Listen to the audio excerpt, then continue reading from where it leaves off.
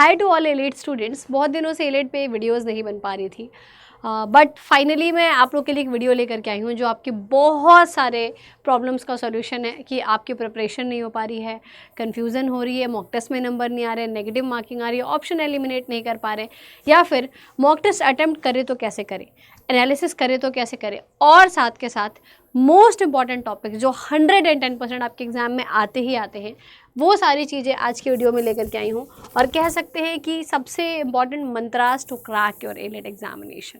ठीक है, तो चलिए जानते हैं सबसे पहले यार क्या क्या चीज़ें हैं हमारे पास, देखते हैं। देखो, सबसे पहले चीज़ तो ये है कि आपको अंडरस्टैंड करना पड़ेगा what is the exam pattern. Deeply कैसे समझेंगे, जो भी पिछले 5 सालों का आपका PYQ है उसको उठाइए, प्रिंट आउट निकलवाइए और उसको गो थ्रू करिए। सिर्फ गो थ्रू नहीं करना है, एटलीस्ट मिनिमम 2 टाइम्स आपको सारे के सारे PYQ सॉल्व करने हैं। समझ रहे हो आप? 2 टाइम्स मिनिमम बता रही हूँ मैं, और इसका प्रिंट आउट होना चाहिए। कोई डिजिटल फॉर्म लैपटॉप वैपटॉप से कोई फ़ायदा नहीं मिलेगा आपको। ये मैं क्यों कह रही हूँ बेटा, ये मैं इसलिए कह रही हूँ क्योंकि जब आपके सामने कोई फिजिकल फॉर्म में चीज़ होती है ना, तो आप उसको ज़्यादा समझ पाते हैं, अंडरस्टैंडिंग ज़्यादा बेटर हो पाती है, ज़्यादा आप उससे फैमिलियर फील कर पाते हैं। ठीक है, और जब आप PYQ सॉल्व करेंगे आपके सामने रहेगा, तो क्योंकि आपको करना भी वैसे ही है ना, तो वो ज़्यादा बेटर रहेगा आपके लिए। दूसरी चीज़ है कि इससे आप क्या समझ पाते हैं कि किस किस टॉपिक से क्वेश्चन आ रहे हैं, किस टाइप के क्वेश्चन आएंगे, क्या लेवल ऑफ क्वेश्चन रहेगा, कौन सा क्वेश्चन बड़े लेंथ में आता है, किस टाइप का क्वेश्चन छोटे लेंथ में आता है। पहली बात तो आपके पास 3 ही सब्जेक्ट होते हैं mostly, logical, reasoning, GK GS और इंग्लिश। ठीक है, लीगल का 1-2 क्वेश्चन बस आते हैं, तो यही टॉपिक्स हैं, बहुत ज़्यादा कुछ है नहीं। क्लैट के लिए प्रिपेयर करेंगे तो इंग्लिश और करंट अफेयर, GK GS हो ही रहा होगा, सिर्फ लॉजिकल रीजनिंग ही मेन आपके लिए हर्डल है। तो समझेंगे बेसिक कैसे स्ट्रॉन्ग करना है, बेसिक कैसे बिल्ड करना है। सबसे पहले लॉजिकल एनालिटिकल रीजनिंग जो 70 नंबर का आता है, तो अगर मैं बताऊं आपको 70 में से अगर मैं बोलूं कि अगर मैं 40 क्वेश्चन या 50 क्वेश्चन बोलूं तो सिर्फ इन टॉपिक से आते हैं। सिलोगिज्म से 8 से 10 क्वेश्चन आता है, analogies, sequence, cause and effect, assumption, conclusion, ये चैप्टर्स मतलब मैं क्या ही बताऊँ, इसको मैंने हाईलाइट क्यों करा हुआ है। इनको सारे के सारे चैप्टर्स का आपका बेसिक 110% क्लियर होना चाहिए, बिल्कुल, कि कहीं से भी कोई उठा के पूछे तो आपको आ रहा होना चाहिए। एंड मैं इसकी क्लासेस आपको कहाँ से करनी है बेटा, मैं लॉ वाले चैनल पे 12 PM पे क्लास लेती हूँ। लॉ एंट्रेंस बाय अड्डा 247 चैनल का नाम है, नहीं जानते होंगे जाइएगा, सब्सक्राइब कर लीजिएगा। और यहाँ से अभी तक की जितनी क्लासेस कराई है मैंने इन टॉपिक्स की, जाके कर लीजिए। और ये तो मतलब ढूंढ करके कर लेना जितना मैंने पढ़ाया हुआ है, जितना ज़्यादा करोगे कम है। और इन टॉपिक्स को भी आज ही मैंने आर्ग्यूमेंट्स कराया है, ये सारे टॉपिक्स करा दिए हैं, तो ये बहुत इंपॉर्टेंट है।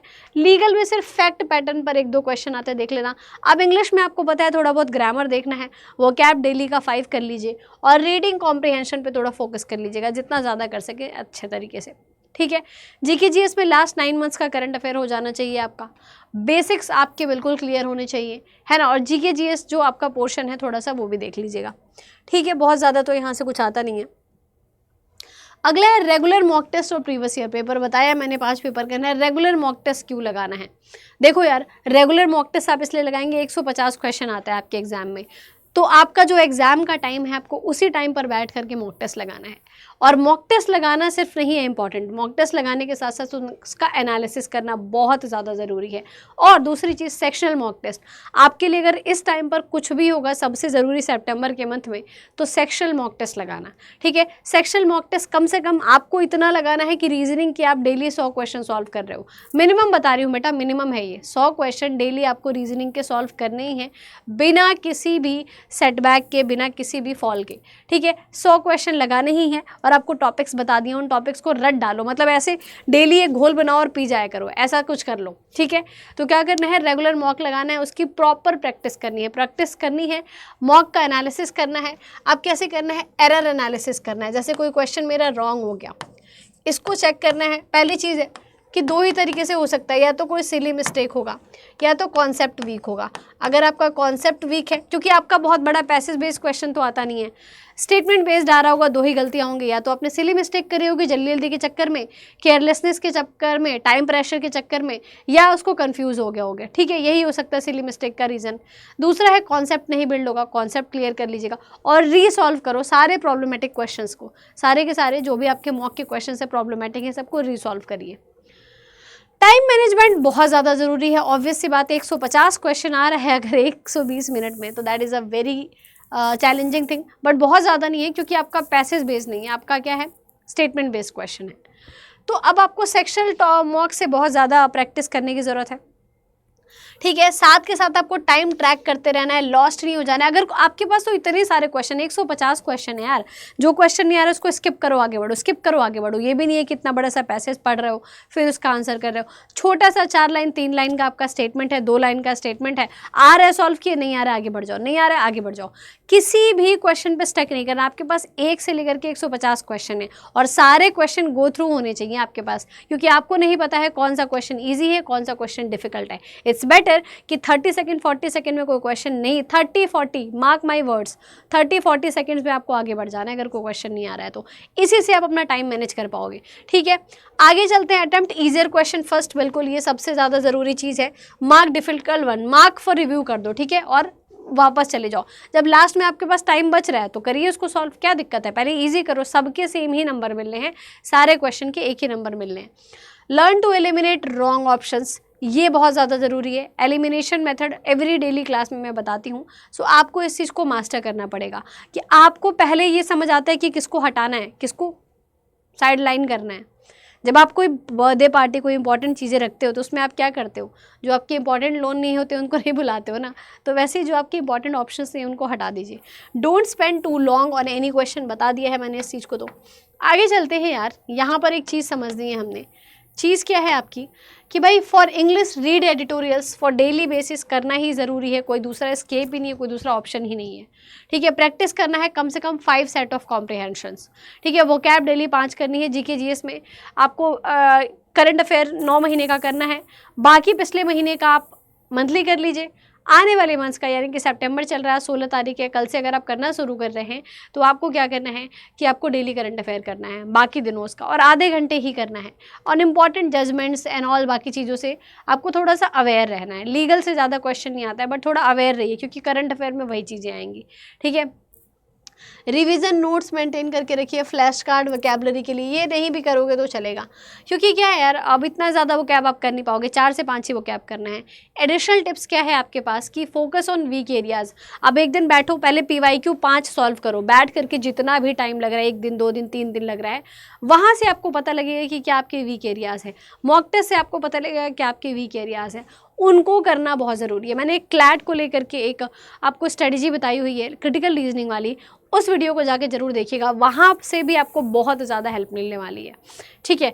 यूज़ क्वालिटी स्टडी मटेरियल, बहुत ज़्यादा क्वांटिटी लेकर के कूड़ा कचरा सॉल्व करने की ज़रूरत नहीं है, बिल्कुल क्वांटिटी होना, क्वालिटेटिव होना चाहिए, और उसको 4 से 5 बार कर लो। सेम कंटेंट को 4 से 5 बार आप सॉल्व कर लो।